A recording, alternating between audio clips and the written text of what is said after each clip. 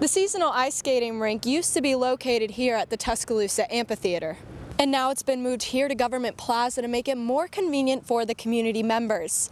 We talked to some of those members today and they seem excited about the change. The event had guest appearances from Big Al and some Disney princesses, and UA Registry Coordinator for the Intellectual Disabilities Participant Registry, Chelsea Chen, said the event was important for bringing the community together for some fun.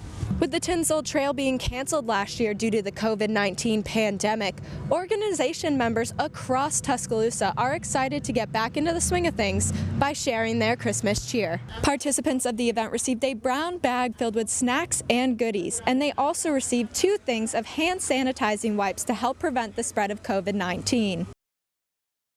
Jabari, the Center for Disease Control released new guidelines saying most Americans will no longer have to wear masks in public indoor spaces. To the mother of Marcus Winston, Michaela, our hearts definitely go out to this mother and her family. Yes, Tamika. His mother spoke with me today about the devastation that his loss has brought upon not only the family, but the community. For those who weren't able to participate in the event today but still want to donate, you can visit the online donation webpage found on Troop 316's Facebook page. Michaela Redmond, WVUA 23 News. To stay updated on the risk level of your county, you can visit the CDC website at www.cdc.gov and go to the COVID-19 by County tab. Michaela Redmond, WVUA 23 News. Jennifer, thank you. We're back to our top story today. We commemorate the 57th anniversary of Bloody Sunday. Thousands of people from around the world were in Selma today, retracing the steps of that historic day 57 years ago. WVUA 23's Michaela Redmond was in Selma, and she kicks off tonight's team coverage. Yes, Jabari, the streets of Selma were flooded today with so many different individuals who were just trying to take part in history. On March 7, 1965, 57 years ago, about 600 peaceful demonstrators fighting for voting rights attempted to cross the Edmund Pettus Bridge in Selma, Alabama. They were met by law enforcement where they were tear-gassed and beaten with billy clubs. 17 people were hospitalized and dozens were injured. That day became known as Bloody Sunday. Today, thousands gathered to once again cross the Edmund Pettus Bridge that stands as a landmark for the civil rights movement. Douglas Bonner has been coming to this event every year. The vote is the most important thing for us to cherish, and a lot of people sacrifice for us to be able to vote.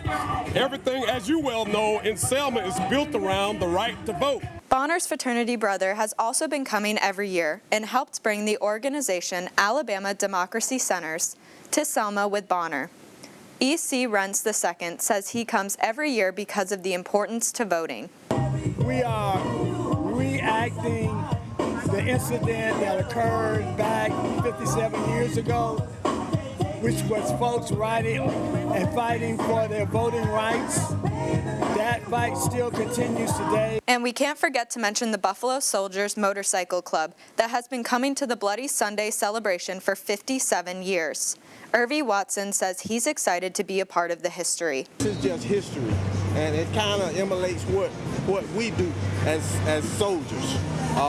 We wasn't fighters, but we emulate what they did. The celebration ended with a gospel concert. Michaela Redmond, WVUA 23 News. We begin tonight with a mother speaking out after a fatal drive-by shooting that claimed the life of her 25-year-old son. WVUA 23's Michaela Redmond spoke to the mother of Marcus Winston. Michaela, our hearts definitely go out to this mother and her family. Yes, Tamika. His mother spoke with me today about the devastation that his loss has brought upon not only the family, but the community. Marcus Winston Jr. was a 25-year-old man who was taken from his loving family too soon. He was sweet. He do anything for anybody. He don't get in no trouble. He have 3 beautiful I got 3 grandsons by him. He worked. He was just going to visit a friend.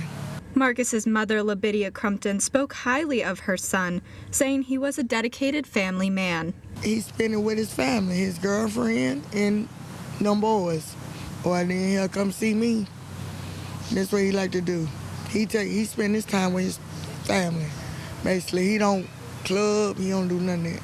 Crumpton says she has been overwhelmed by the pain of losing her son and has been rushed to the hospital from passing out. Just to see my son laying there, oh, it really did something to me. It really did something to me. I don't even think I'm gonna be able to make it. I've been trying not to cry. 2 arrests have been made in the case so far, but a loving father, son, and brother is still gone. Crumpton says she wants everyone to put down the guns before more innocent lives are taken. They made the arrest, but it still don't bring back my child. I lost my son, my firstborn, and drop them guns, drop them. Because a baby was taken out of it and my son. So drop them guns, leave it alone. I don't even want to see a gun. I'm scared to come outside. I'm scared to come outside. I can't do it. A GoFundMe page has been started to help raise money to cover the burial expenses for Marcus. Crumpton says she is grateful for the community stepping up and helping out. And I thank everybody for donating to him. From Cash App to I thank everybody. They really helping out. The GoFundMe page currently has $930, and the goal is to help raise $6,200. In the studio, Michaela Redmond, WVUA 23 News.